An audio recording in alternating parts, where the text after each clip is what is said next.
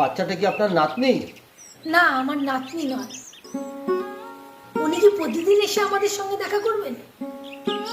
না মাসি, আমরা এই বাচ্চাটাকে লেখাপড়া শেখাবো, আদর যত্ন করব, এই সমাজে প্রতিষ্ঠিত করে তুলব। আমি একা হয়ে যাব, ও ছাড়া আমার আর কেউ নেই। আমি যে বড় একা হয়ে যাব। মাসি, এভাবে আর কতদিন চলবে? একটু বোঝার চেষ্টা করো। কি বোঝার চেষ্টা করব? তুমি যখন এই পৃথিবীতে থাকবে না, তখন সমাজের এই নোংরা লোকগুলোকে ছিঁড়ে খেয়ে ফেলবে। তুমি কি সেটা চাও বলো?